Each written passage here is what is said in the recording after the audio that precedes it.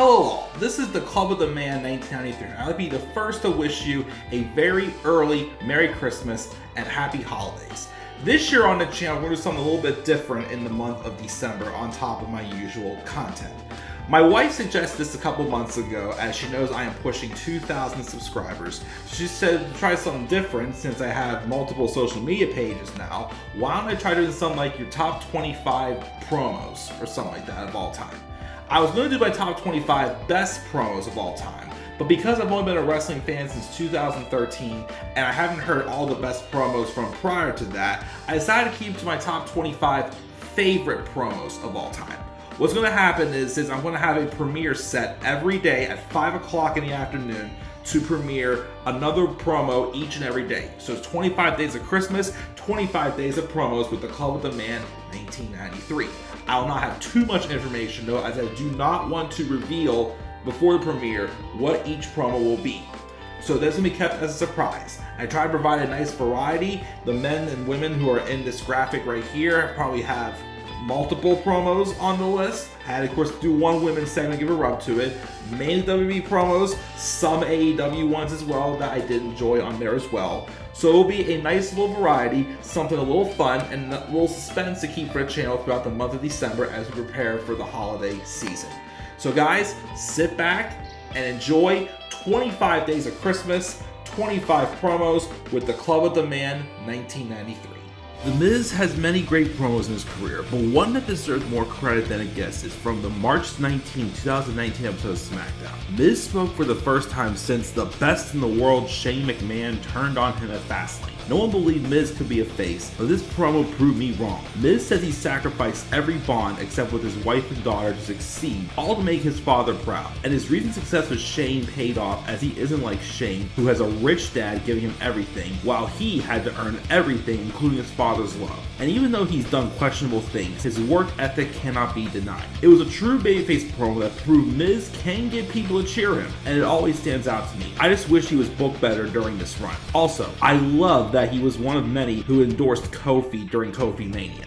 Now back to heel Miz. Him and Maurice were poking fun for weeks at John Cena and Nikki Bella with the Total Bellas BS promos, leading to the mixed tag match at WrestleMania 33. On a go-home episode of SmackDown, Cena and Nikki tell them their little skits were funny, but let's get serious. Maurice thinks Nikki is holding her back from coming back, then why is she here now? And how big of a deal has she been? Then Miz is ripping on Cena for being more dedicated to Hollywood, yet he's always here when he can make the time. And other stars have done it too, including The Miz. There were more, but my favorite part was when they get on Nikki Bella for not having kids at the time. But how many did The Miz and Maurice have back then? 0, and Cena accuses Miz of firing blanks. Cena says he did nothing but talk and are gutless, loudmouth cowards. The It couple then walk away, and Cena says maybe he's got nothing to fire blanks with. August 29th, 2022 in Pittsburgh, Kurt Angle made an appearance at Raw, which I was in attendance by the way, did his typical great to be back, to then be interrupted by the Alpha Academy. Jack Gable says he looked up to Kurt Angle as an Olympian himself and offers him a spot in the Academy, but Kurt passed. This led to Gable flipping out in disbelief, and then led to them deciding who the true shoosher is, and then they began shooshing each other. Gable was about to feed Angle to Otis until the Street Profits made the save. This little shoosh-off was a nice little segment, allowing the underutilized Gable to show his personality with a man he has been compared to, bring out a strong side of him. Now shoosh! And prepare for the next promo.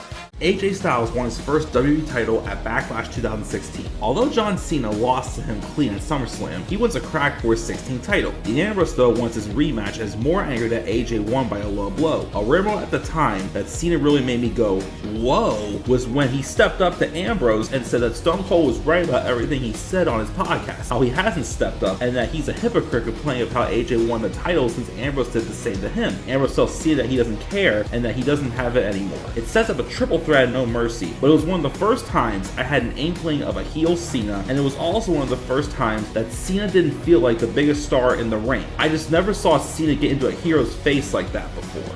On July 12, 2017's episode of Raw, Brock Lesnar set his sights on SummerSlam. Roman Reigns, who lost to Braun Strowman in an ambulance match at Great Balls of Fire, comes out and wants Brock at SummerSlam, since he's the only one who can handle Braun with his post-match antics the night before. Brock says he don't deserve anything, but then Samoa Joe comes out and steals the stage. Joe claims Brock escaped him at Great Balls of Fire, and Roman at the time had not beaten him. He rips more into Brock, he even tells him, "Hey, you look at me or we're gonna straighten this out right now." Not only was Joe not afraid of Brock, but he was such a good heel that it makes him one of the best on the microphone. The man was a heel that oozed confidence, and he didn't need to be a coward to succeed, and see him get in Brock's face with no fear and get a rare occasion of Brock speaking. This stands out especially to show how easily Samoa Joe can be a main eventer in any company. In the fall of 2020, MJF was involved in a storyline where he wanted to join the Inner Circle. Chris Jericho took Max out to dinner, where Y2J is still skeptical of Max. They tried to show who's tougher with how rare their stakes were. Although they have some differences, they have a lot of similarities, such as how much they think Orange Cassidy is a joke. This led to a musical performance of the two of them performing to Me and My Shadow. After though, they weren't wanting their rare stakes. A different tone, showing a different avenue for wrestling, which made this promo stand out for me. Saraya announced on the November 9th, 2022 episode of Dynamite that she's 100% medically cleared and she will face Britt Baker at Full Gear. Britt says it's not bad news for her because Saraya is not cleared with us whether she still or remembers how to wrestle. She also takes offense to Saraya saying AEW is her house, as Britt was the one who built AEW from the ground up that superstars, not wrestlers, wanted to be a part of. Obvious shot to the sports entertainment world. To her, Saraya left her house and walked into Britt's. Saraya responds that Britt was handed her spot and she hasn't experienced the struggles the anti-diva has over the past 17 years, leaving the doctor speechless. Both women spoke truth and Britt put Saraya in the hot seat, but Saraya slapped her back with reality. Back when the New Day and Usos first feuded in 2017, they went head-to-head in a rap battle on a July 4, 2017 episode of SmackDown, hosted by Wales. Started easy, saying without New Day, Usos had dark matches and pre-shows. Usos said who New Day looked like, also saying Woods lied about his height. It heated up talking about Big E's physique, Kofi Chafakin, and my favorite lines, knock it all rated R like your boy Xavier Woods. New Day built back up with some rhymes, Weenie Doo, advising no one cared until Jimmy's wife put him on Total Divas, and then capping off by saying them carrying Roman's bags is what they do best, pre-Bloodline days, which caused the Usos to snap and led New Day winning by DQ. These were two teams great on the mic, and this was their bread and butter. Johnny Gargano is someone I became a fan of because I think him and I are alike. The underdog babyface who is determined to be the hero. That's what happened in this historic rivalry with Tommaso Ciampa. And after coming up short, he became Ciampa himself by going to the dark side. On a November 7, 2018 episode of NXT, he explains why he was Aleister Black's mystery attacker. Simple. Black got on his way, fulfilling his destiny as the hero at the end of the story. It was a segment showing Johnny slowly going crazy since he has to start over getting back to Ciampa. And even though everyone has to freak out over him playing a little dirty, he was starting to like it. This is a masterful story with this sudden turn of events having it go more above and beyond, and this promo was part of it. Dolph Ziggler was always misused, and the character knew he came up short. In 2016, he had a very underrated IC title feud with The Miz that went a whole other level on a September 27, 2016 episode of SmackDown. Dolph admits Miz is right that wrestling is what he loves, but it doesn't always love back. Sometimes you continue to give, but get nothing. It's like an obsession. So he puts it all on the line at No Mercy. Miz versus Ziggler, career versus title. Dolph can't stop himself, but The Miz can. This is a match, in my opinion, that should have main evented No Mercy, and this promo showed how great Dolph Ziggler is as WWE dropped the ball on him so many times. Bray Wyatt returned to WWE at Extreme Rules 2022. On the October 14, 2022 episode of SmackDown, he first spoke since returning, and it wasn't a typical Bray Wyatt promo. He spoke his window. He talked about the past year losing so much, how he felt weak and nothing he did mattered. But when he finally stopped hiding, he saw how everyone loved and missed him, wanting him to come home, and the example he left for others. The Devil Mask interrupted, saying forget the past and future, you'll see what you're dealing with, teasing the split personality gimmick that didn't pan out due to unfortunate events. This promo is kind of morbid now since Bray passed away 10 months later, but he did in fact come home and let us see him outside his character. Rest in peace, Bray Wyatt.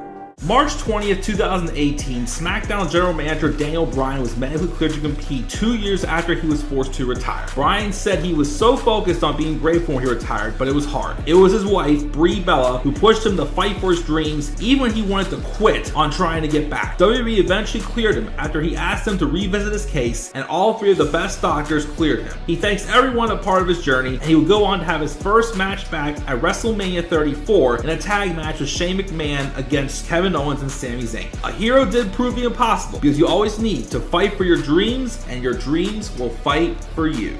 January 23rd, 2023, Raw 30. Sami Zayn was put on trial for recently not living up to the Tribal Chief's expectations. After harsh words from the wise man Paul Heyman and an exhibit of 4 videos showing Zayn's mishaps, Sami has no defense. He's just hurt after all he's done that they would think he's not loyal as he seems. Roman thinks Sami doesn't care and instructs Solo to take action. But then Jay, the one who took the longest to accept Sami, stopped him and rolled his own footage of 5 times Sami was a team player. This led to Roman pleading Sami not guilty for now, and the Royal Rumble will be his final test. Talk about long-term storytelling and cinema. This was one of many classic Bloodline segments that had you on your toes. November 30th, 2022 was the first time Mr. Friedman spoke since William Regal helped him at Full Gear. Regal had emailed Max and had private meetings about him being the best villain ever, but he needs to grab the brass nuts instead of the Dynamite Diamond Ring. MJF also revealed the Triple B as he wanted a title design of his own, mentioned guys that aren't on his level teasing upcoming feuds. He plans on being champ through the bidding war of 2024 when a title can help him get money from maybe the other con, jolly old Saint Nick, and the game, Trips. He also suggested Hollywood because wrestling fans will get sick of him like they do with others. As for Regal, he wanted to say from the bottom of his heart, BAM! Knocks him out with a blow to the back of the head, then reciting the same email Regal sent him 7 years ago. This was Regal off AEW TV, and the reign of terror then began. Talking Smack was a successful show, but what put it on the map was the shoot promo with Miz and Daniel Bryan. Bryan called Miz a coward, but Miz fires back saying he wrestles how he does so he can do this day in and day out, unlike Bryan who can't. And Miz says Bryan is the coward if he wants to wrestle so bad. Why don't he just quit and go back to the bingo halls? In interviews, Miz said he used this segment to vent his real frustrations of not being on TV as the IC champ. Bryan was a good person to take those frustrations out on because of their history, and the idea was to get it so heated that Bryan would deck him, but they feared that would get the fans' hopes up of an in-ring return. This drew a lot of attention to the post-SmackDown interview show and was probably Miz's best promo. When he speaks truth, it really backs up his efficiency as a heel. August 29, 2022, again in attendance in Pittsburgh, Matt Riddle and Seth Rollins are in a very personal feud setting up a grudge match for Clash at the Castle. They had a split screen promo with the heel at the time Rollins reminding Riddle he is at the top, while Riddle is saying Rollins ain't invincible, and Rollins acting like, oh, I'm so scared. But then it got more personal when Riddle told Rollins the only man in his marriage is Becky. This led to a during commercial segment where Rollins fired back about Riddle getting divorced and his family don't want to see him anymore. This led to Riddle cussing several times on live TV. This really pushed a TV 14 era segment and brought out a serious side in Riddle I wish we saw more often during his time in WWE. A segment that was obviously improvised but turned out better than it should have been was on the October 28, 22 edition of SmackDown. Jay still don't like Sami. Tribal Chief shows up as the strict principal saying, "Get along, boys." Sami states that he wants to make peace. Jay wants none of it and even disses on Roman. Despite all that, Sami still sticks up for Jay and tells Roman Jay hasn't been very oozy lately. That changed the whole tone of this promo as everyone was breaking down in laughter. Jay was priceless, looking so serious and covering his face when laughing. So it went from brutal serious to, is that all it is? Comedy segment. Even Paul Heyman had to improvise, advertising Peacock afterwards. It was so good, a t-shirt was made about it afterwards. Polarized versus polarized. Everyone was waiting to see what would happen when these two came face to face. John Cena came to Raw after SummerSlam 2017 to hit Roman Reigns with a reality check. Roman though doesn't think he needs to fight Cena to prove anything, and that Cena just sucks and can't bury him like he's buried others. Cena would then expose Roman's promo skills when he forgot his line and ate him up. Cena says we all think Roman's a John Cena bootleg, and Cena's still here because Roman can't do his job as the guy. And talking about burial, Cena used the US title to elevate new stars, and Roman took it as a demotion. He can do this part-time better than Roman can full-time. This is the first shoot promo in Cena's new role of striking people down to size and seeing how they punched back. See ya, fourth wall! The unthinkable happened on August 20th, 2021 at the second episode of AEW Rampage. CM Punk returned to wrestling 7 years after a bad end with WWE in his hometown Chicago. I know things didn't work out, but this was still incredible. Punk was full of emotion and pretty much winged his return based on response. He said he hurt us for 7 years and apologizes for disappointing us, but he had to do what he had to do. He states that he left professional wrestling when he left Ring of Honor in 2005, but today he returns to professional wrestling. He then states his intentions to work with a lot of young talent, and he challenges Darby Allin at All Out. Say what you think about his run, but this was still incredible, and the fact that nothing was advertised. This was all based off a rumor. On the February 13th, 2017 episode of Raw, Chris Jericho and Kevin Owens held the Festival of Friendship in Las Vegas. It started fun and goofy with gifts from Y2J, Friendship the Magician, and a one-off from Gilbert. Then it got serious with Jericho saying he did all this for KO, and Owens got Jericho a gift of his own. A new list of KO. From the creativity of this long but entertaining segment to how the reveal of the turn from Owens was shot, this stood out as one of the best in Raw and WWE history. An entertaining friendship coming to a sudden end between two of the best in the business. I like to also call this the super kick heard around the world. On the June 16, 2023 episode of SmackDown, Jey Uso had to make a choice, stay with the Bloodline or side with his brother. Jimmy claims Roman has always been using Jey, but Roman says that Jimmy is holding him back and wants Jey to be his successor as tribal chief. Also, Jimmy was apparently the only one who had a problem with Jey being given that spot. Jimmy admits it's true. Jey then goes off on Jimmy, as he was always trying to keep up with him. Jimmy was a pretty boy growing up, and when Jimmy got hurt, Jey stepped up and became main event Jey Uso. All that beef though, and Jey still stood brother strong, super kicking his cousin and officially exiting the Bloodline. It was a swerve that kept us on our toes the whole night, and the whole promo and the payoff got a huge pop, as this would lead to the Bloodline Civil War at Money in the Bank. When CM Punk stepped into AEW, we were waiting for many feuds, but especially one. Their first promo war happened on November 24th, 2021. A week after Punk interrupted MJF, Max does the same. He trashes Punk. Not happy he wasn't mentioned as dream opponent. He'll verbally outdo Punk quicker in his UFC career. He's gone soft and is now PG Punk. May as well preach hustle, loyalty, and respect, and was second best to either You Can't See Me Man or the King of Kings. Punk says Max is speaking some truth, but he can't back it all up like he can. He thought MJF stood for my jealous fan and is just a less famous Miz. He don't want to feed Max's raw ego. Punk was selling out MSG when Freeman was marking out for Rosie O'Donnell. Max was also replaced by Britt Baker as one of AEW's pillars, and he'll only become number one if Tony has a daughter that Max marries. So many classic zingers in this segment, and MJF would later become much bigger, and this classic feud was a start. Pipe bombs everywhere with this one.